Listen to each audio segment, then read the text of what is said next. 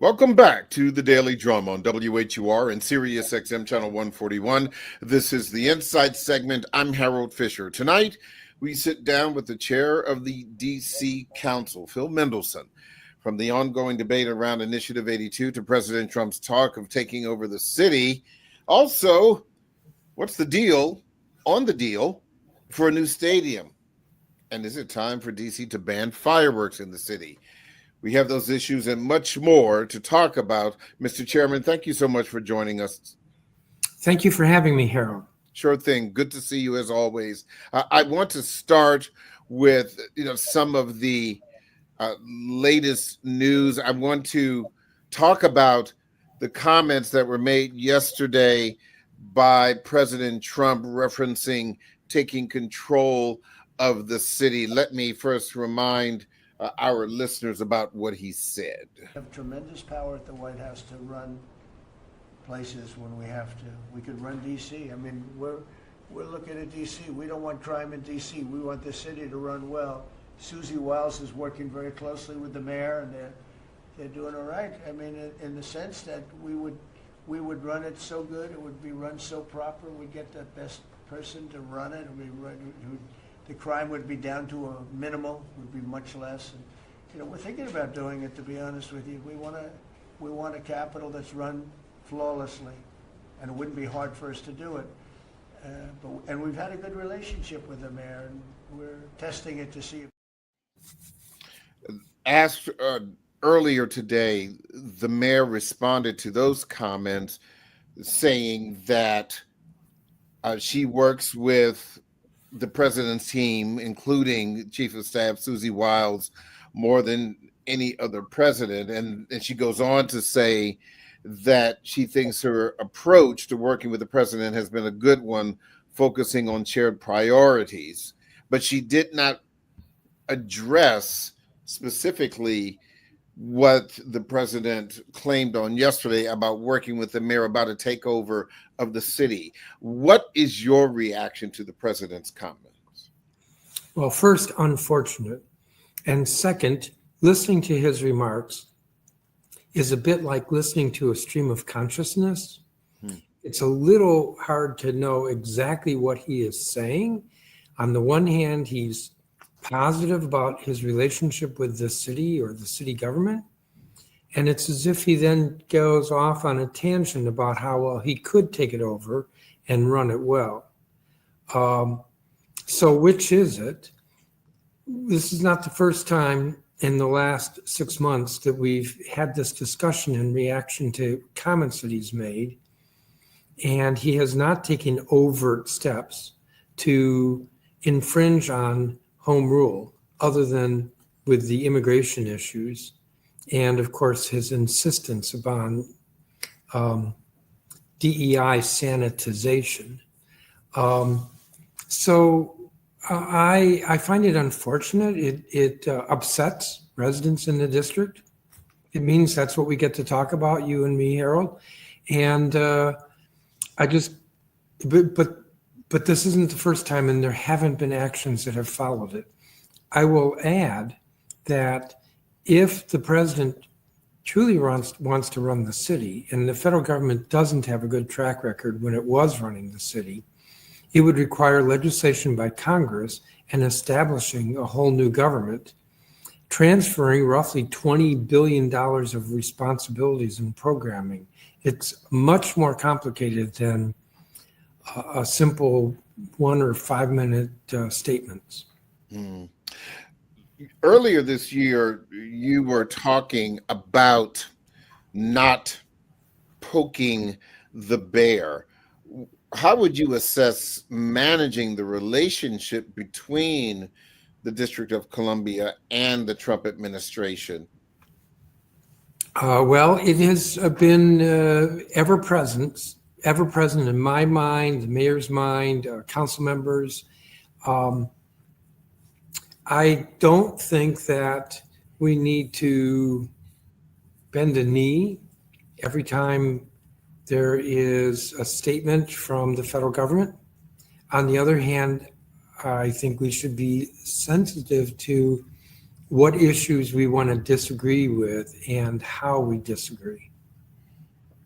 So there's not a bright line of behavior that I'm setting forth.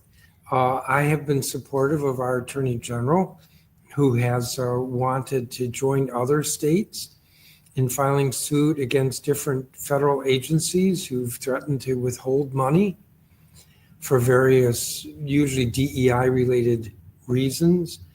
The mayor almost universally has declined to support the Attorney General on those actions. I think my approach is the better approach, which is that we protect our rights, we protect what the federal law entitles us to, and we don't need to acquiesce at every instance. To the point about not reacting, I do want to briefly talk about the open meetings within the parameters of getting information getting out, to the Trump administration. I know that there have been concerns about the meetings that the council is having, and that they have been, private, so that you don't let everybody know the process of making the sausage. But I guess my question is this more about the DC Council not always alerting the Trump administration about what may be said, or not alerting the mayor about the process of legislative work? Both and more. There are times when it is valuable to be able to have a candid conversation with colleagues, not take action, not make decisions, but to have a candid conversation. We all do it. Every one of your listeners has had occasions when they want to have candid, private conversations, and they do make a point of doing it not around other people or asking people to leave. That's all this is about. You may have noticed that we've had almost weekly meetings of council members regarding the budget, and I think all but one has been open to the public. And I don't think that the public has really seen much of a change in terms of council meeting openly or privately. Again, we don't take any actions in private. We're not allowed to. We didn't change the law in that regard. We won't do that. I think that public awareness of what the council is doing has not changed. If anything, because we've had a number of meetings on the budget this year, which we haven't done in the past, maybe public awareness has actually increased with regard to what we're doing regarding the budget. But there are times when maybe we are reacting to something that President Trump said this morning, or we want to discuss strategy with regard to the mayor's proposed budget, or it could be that we want to be briefed on negotiations the executive is having with Monumental Sports on a very sensitive matter that will get announced later today. Those are the occasions and the reasons why we have made it easier for us to have these private conversations. And I'm quite clear, these are conversations. Correct me if I'm wrong, you said that there is going to be an announcement later today about Monumental Sports? No, that was one of the occasions last year. Oh, I see. Okay, not today. You were. I understand. Yeah, no, I didn't. I was not about to give you a scoop, Harold. Well, at least you know. At least you know I'm listening. So yeah, but the question was whether this was just about the President Trump, and it's not. I see. I do want to talk about some other current issues. As you know, the mayor wants to repeal Initiative 82. Where do you come down on that? I have never supported that initiative. I didn't support it in 2018. I didn't support it in 2022. I think the proponents behind it were definitely misleading, grossly misleading in 2018. There was a bit more transparency in the 2022 initiative, but I don't think the proponents have ever fully and accurately explained what this is about. It's been really hard on restaurant workers. And when I had a hearing on this back in 2018, overwhelmingly it was restaurant or tip workers who came in and testified that we should repeal the initiative. Councilmember Bonds had a hearing in January, and overwhelmingly it was restaurant workers who were complaining about what the effect was of the initiative on their wages. Customers are not clear what to do, so tipping is not as great as it used to be. And the drop in, for many restaurant workers, the drop or decline in tips has not been offset in increasing the base minimum wage. So this always needs to be explained that the tip wage is, tip minimum wage is less than the full minimum wage, but the law requires that if the worker doesn't get the difference in tips, the restaurant has to make the difference. So tip workers are always going to get what the minimum wage is, either through the tip wage plus tips or through the tip wage plus tips plus the restaurant making up the difference. But tips for many restaurant workers far exceeds the minimum wage. And this campaign against tips, because that's what it has been, reduces tips, and it means then that many restaurant workers are getting less. To me, that's the perspective here, is what is the effect on workers, and do they want this? And I know the proponents claim that the restaurant workers want this, but I just have not seen it. Meanwhile, I think most of your listeners would agree that what to do about tips and what's happening in restaurants is confusing or unclear.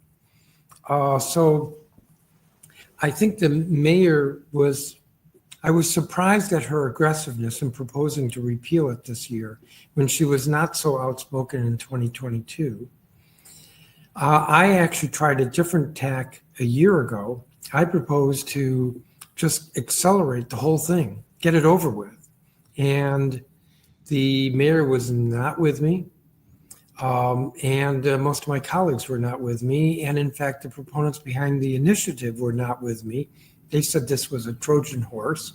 Don't ask me what that means or why.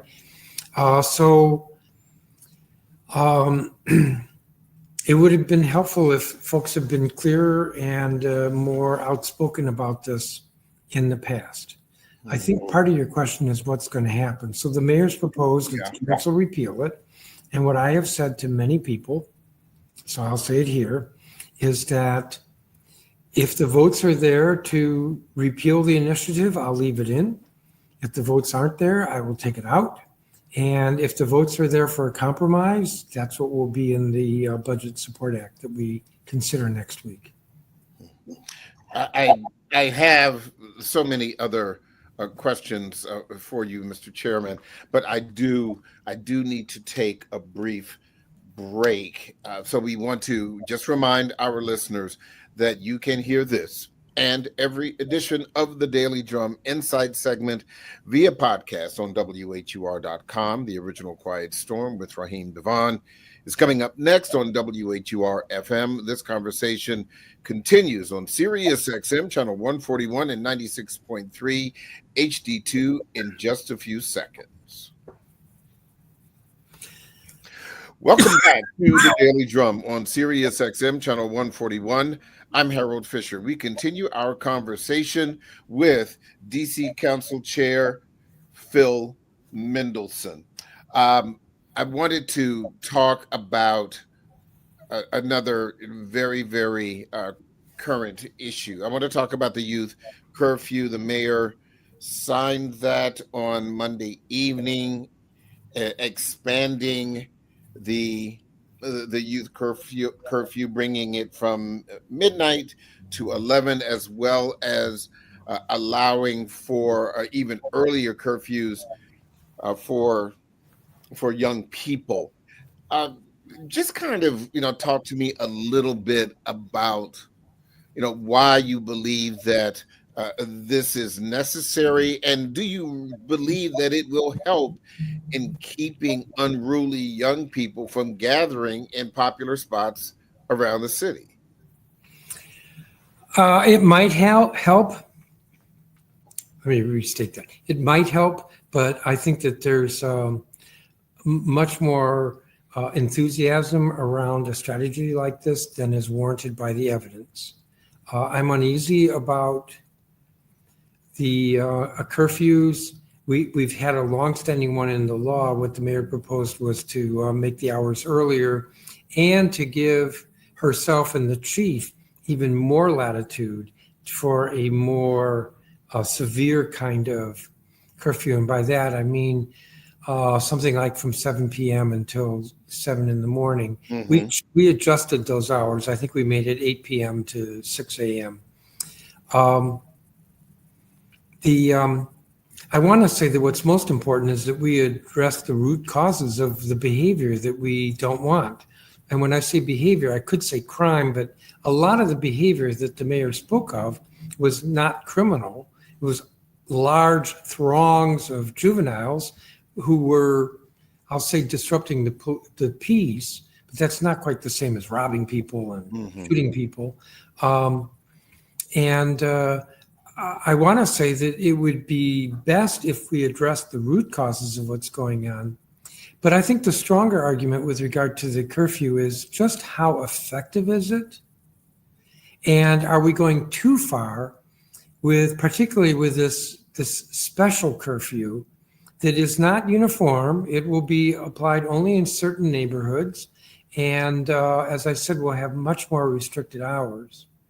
The case law suggests that courts have frowned on curfews that are geographic, that is not applicable to an entire city, because then it lends itself to profiling or discriminatory, or I'll say biased policing. So I think I did vote for it. I voted for it because I felt that there's enough concern about public safety, and it's really up to the mayor how it's implemented. And it might be helpful, and so we'll see. But for those who are excited about it, I think that's overplayed. Well, to your point about the possibility of profiling, certainly it's one thing if you see, for example, a black teenager walking down the street, minding his or her own business, not being disruptive, and police decide to approach that person because they're suspicious looking based on the color of their skin.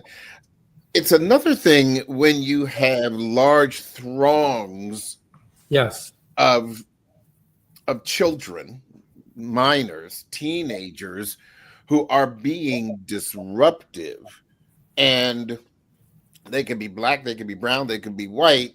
I don't think that profiling would be, certainly, and the issue. But if I read you correctly, perhaps the jury is out on the effectiveness of this legislation. Correct. But what do you believe? What else needs to be done to address this issue? I know a lot of advocates will say, well, children, they need something to do. They can talk about, mental health and all of these other things, which are certainly valid concerns, but that doesn't stop the problem today. That doesn't address the problem this week. A lot of the advocates talk about long term, but while we're waiting on long term, what else might need to be addressed presently? Well, if there is a large throng of juveniles, the most immediate thing that can be done is the police can try to break that up. The police also can be monitoring social media to identify when there could be an occasion that there's a large throng. I don't think that's completely satisfactory. What we need to be most concerned about is criminal behavior. I have said this over and over, that the most effective deterrent to criminal activity is closing cases. That means police catching the bad guy, means making an arrest, closing cases, and prosecuting. And if you knew the statistics on case closure, you'd be shocked. It's somewhere below 30% of robberies are solved with an arrest. That within 12 months, less than 50% of homicides are closed with an arrest. If those rates could increase, that would have a deterrent effect. If you knew that the chance of you being caught after you committed a crime, that the chance was very high, that's a deterrent. Absent that, it's the strongest deterrent is lacking.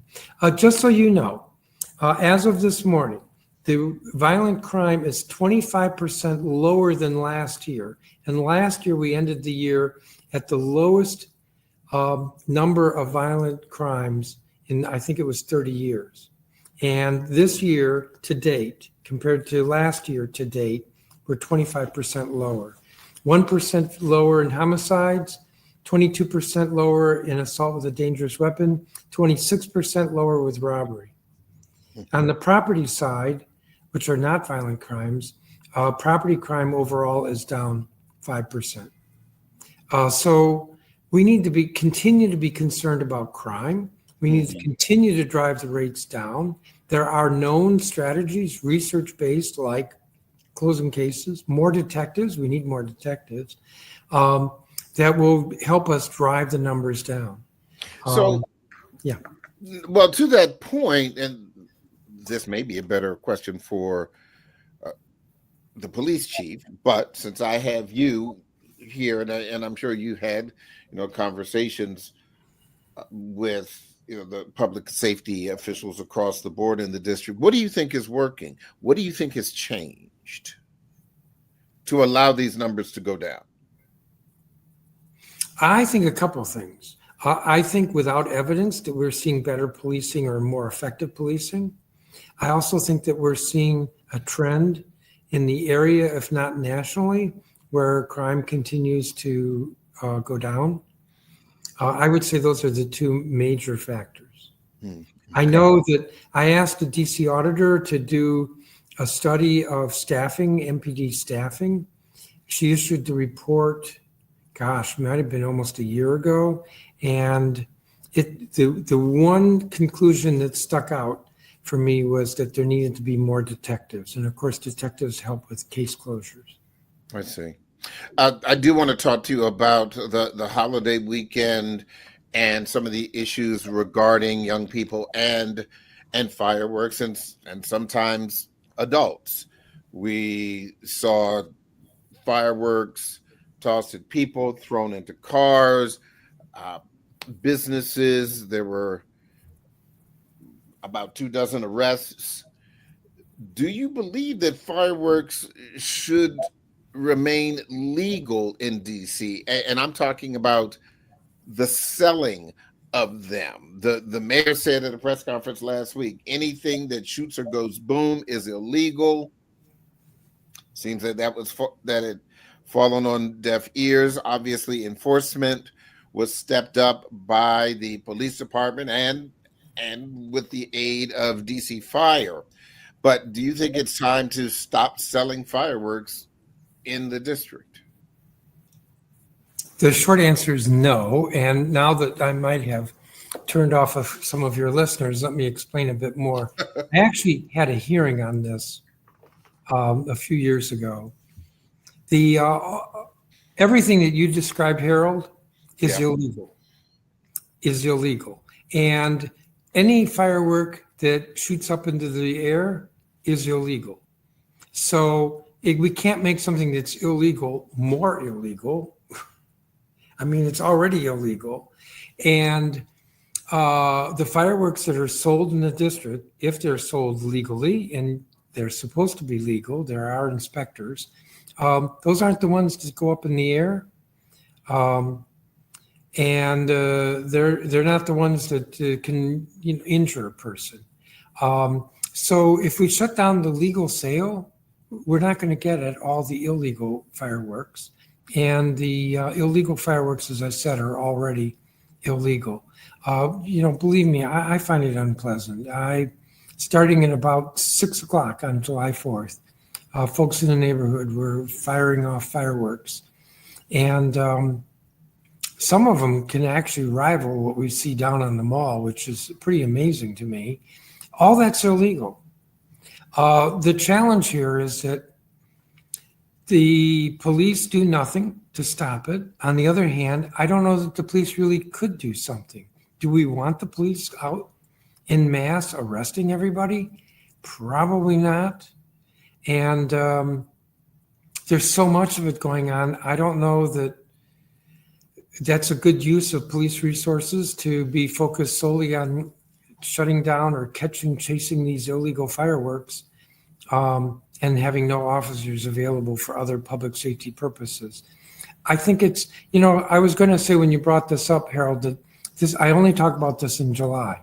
And I was going to say that sort of as a quip, but it is true. We only talk about it in July. Right. And I don't know what the solution is. I had a hearing, as I said. It was clear from the hearing that making things illegal just drives it underground. Now, that doesn't mean we should take all these really explosive aerial fireworks and make them legal. But to make it even more difficult would just drive more of the firework business underground. And I am at this moment seeing that the council has passed an amended rental act. Yes. So, forgive me because I'm reading this in real time, and for our listeners, this is not happening as you are listening to this. Obviously, this conversation with the chair was recorded earlier today. But with that said, from what I'm reading here, this is the mayor has opposed this, has pushed the council to reject it. Can you give me the cliff notes on this, please? Sure. The bill does several things. That which has gotten the most attention is making changes to the Tenant Opportunity to Purchase Act, called TOPA. It's also called the Tenant First Right of Refusal. When their rental building is being on the market to be sold, the tenants have a right to organize and to purchase the property.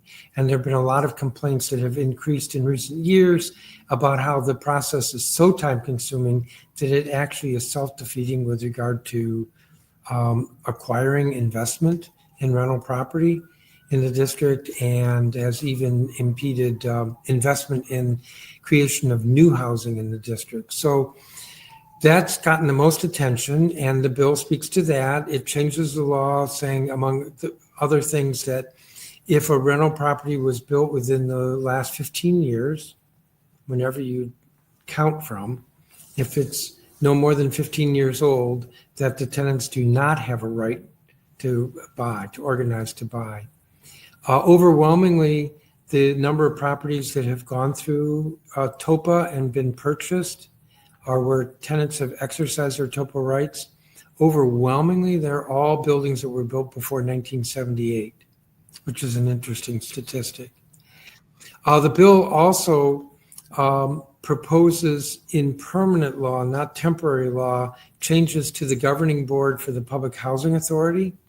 And the bill also makes changes to make it easier to evict tenants for public safety reasons, like a tenant is just a bit wacko and takes a hatchet to your door, that the landlord doesn't have to go through the very lengthy 12-month eviction process, but it would be a quicker process.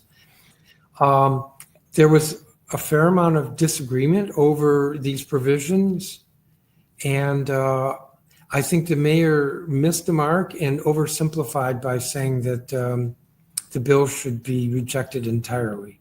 That actually would be a step backward, because then we would have nothing. And we are on the road toward TOPA reform, and we're on the road toward public safety evictions. I want to talk to you about the RFK Stadium deal. The deadline, the July 15th deadline is Tuesday. You had submitted a bill to separate the DC the DC portion of funding to keep it in the mayor's budget, and while still having public hearings and the like. Look into your crystal ball. I ask you this all the time. Do you believe that your bill, even if the council approves the DC funding portion, will affect this deal? The mayor is concerned about delays. Yeah. The council's been in active negotiations with the commanders. The legislation is with the council. The mayor is not part of those negotiations. She had her negotiation before the legislation was sent to the council. I appreciate that the mayor is concerned that the council not delay. On the other hand, the July 15th date was a date that she set without consultation with the council, and allowing the council 6 weeks to consider and vote on a multi-billion-dollar project, because that's what she did. She sent the legislation to us the last week of May. 6 weeks is just not enough. The public, overwhelmingly what I've heard from the public, folks who support a stadium, folks who think that there shouldn't be a stadium, and in between, overwhelmingly people say the council should do its due diligence and see if we can make the deal better. I was given an email that a reporter sent an email saying that the mayor said this morning, quote, "I think everybody should recognize where members of the council, including the chairman, have been on this, from not supporting the transfer of the land if a stadium was allowed, to saying you don't want a stadium, from saying you don't want public funding in a stadium," unquote. And that's just inaccurate. And it also makes the public discourse more difficult. I would say overwhelmingly, members of the council want to support a stadium at RFK with some public financing. That's where we are. You can quote me from a year ago. You can quote another member from 2 years ago. Where we are today is not a majority, an overwhelming majority want to see a stadium with some public financing. What exactly that looks like does take some time to negotiate. We've had the legislation for 5 weeks. 5 weeks, that's a little over a month. In talking to the commanders, we agreed we would have public hearings on July 29th and July 30th. This is the process, which is actually moving faster than our consideration of any other stadium, faster than the Nationals ballpark, faster than Audi Field, faster than Monumental Arena. And I would say in talking to members are okay with our moving faster than we have with those other stadiums. I can't emphasize enough. I'll put it this way. The mayor wants a stadium, so does the council. But statements such as what I just quoted the mayor saying this morning are an obstacle to the discussions. Based on your conversations and negotiations with the commander's ownership and leadership, are they okay with this? The bill that you introduced and of course has allowed the separation of the funding and the public hearings. Do you believe that they are willing to wait a little bit longer beyond the 15th of July to allow this process to play out? I know they are willing to wait a little bit longer than July 15th. I have discussed the timing, the schedule, when we could get to a vote with them. I've actually discussed that more than I've discussed the substance of the terms, and I think it's important that we discuss the substance of the terms, the $1 billion subsidy and the roughly $1 billion in additional benefits, such as tax abatements. And in talking with them about schedule, that's the commanders, and I have agreed that it is fair to say we are working together, we are working well together, and we are working as quickly as we can to get an agreement and a vote. I could talk about this much longer, but I do want to. I know you can. Everybody. I know. But I do need to move on to some other issues quickly. The House has not restored that $1.1 billion to the fiscal 2026 budget, certainly much to the chagrin of everyone in leadership, from the council to the mayor and on down. How do you believe that loss of dollars will impact the city moving forward? It impacts the city this fiscal year, but not thereafter. Congress didn't take the money away from us. They just said we couldn't spend it. What's the difference? It means at the end of the year, we have the money. Okay. Unspent, but we have the money.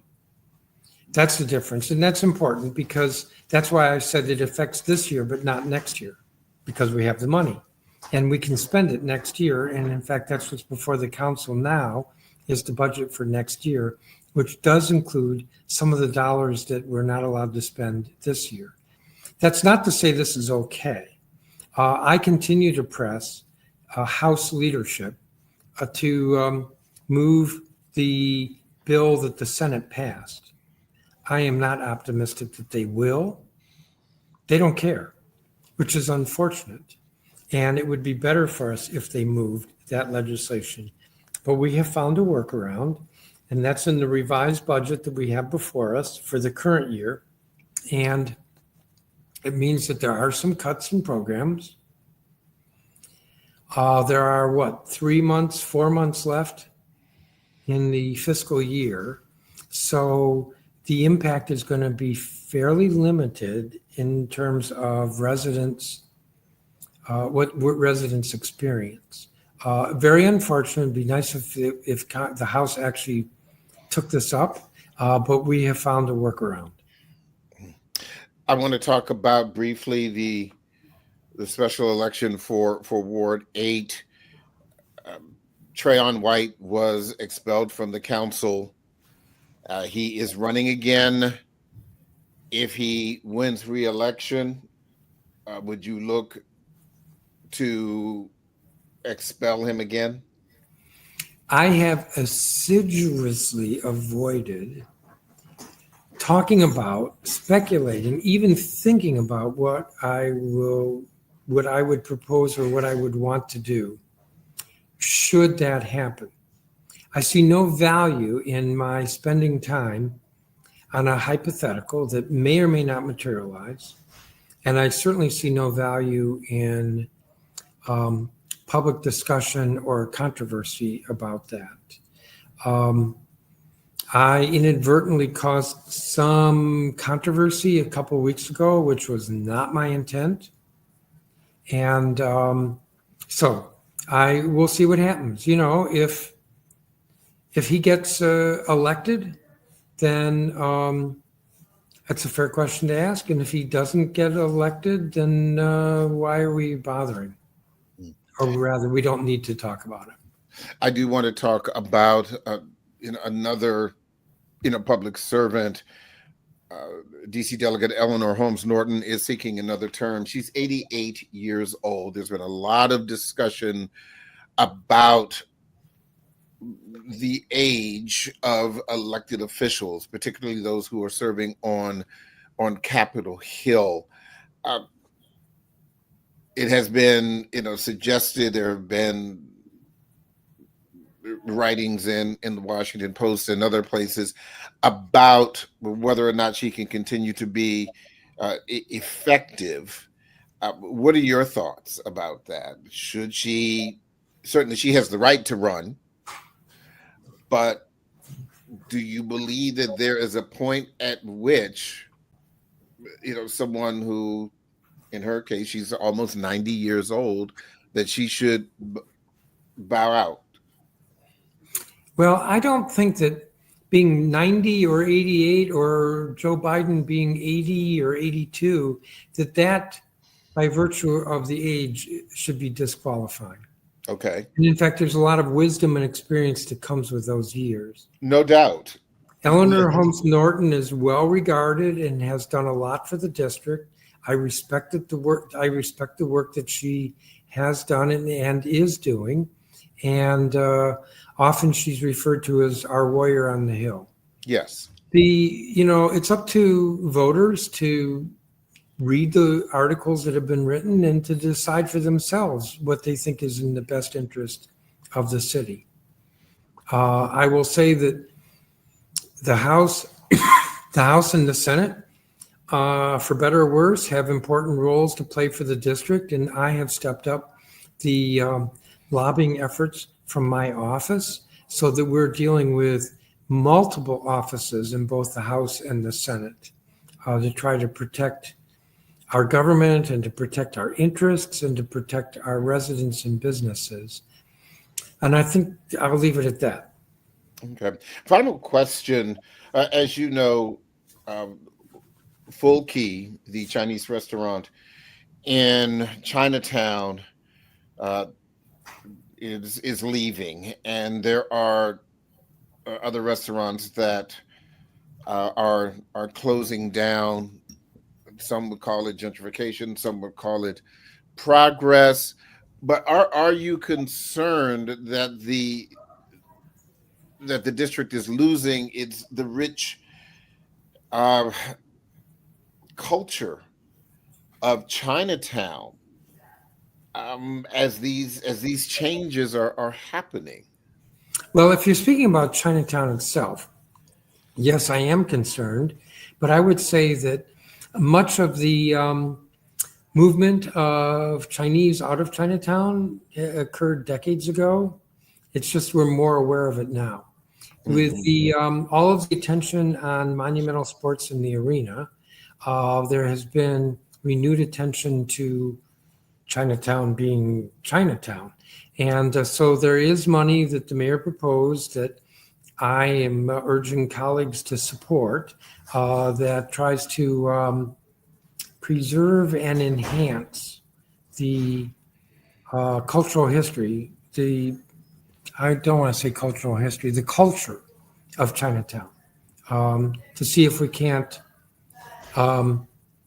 maintain and improve that neighborhood as Chinatown. So we'll see. Now, if you want to speak more broadly about business activity and the economics of businesses being pushed out, I absolutely am concerned about that. That's different than losing the Chinese element of Chinatown. I think the district government has done a poor job of supporting, attracting, and retaining businesses. And in fact, this is something we're struggling with right now with the budget.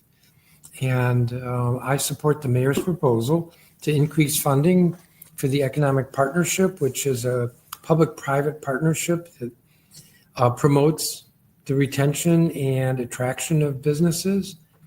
I'm also disagreeing with the mayor's proposed budget in trying to reduce funding for Destination DC, which promotes tourism. Yeah. I think we've got to do all the above. And really have to do, there's really only one or two people in the government, and actually they're at the economic partnership, who are focused on retention and attraction, calling up a business and saying, Harold, how's your business? How are you doing with the district? Do you have any issues? Is there anything that the city can help you with? That's a conversation. And sometimes we will find out, well, actually, you're kind of thinking about moving, or actually you like where you are, but if the criminal activity isn't addressed, you're going to move, we'll find out. But if we don't make the call, we don't know. And then we find out that you're unhappy when you move. Chairman Phil Mendelson with the DC Council. I'm out of time, but I want to thank you so much for spending some time with us. We'll be in touch. Thank you so much. Sure And thing. good evening to all your listeners. Thank you, sir. That is the Daily Drum for this Wednesday, July 9th. I'm Harold Fisher.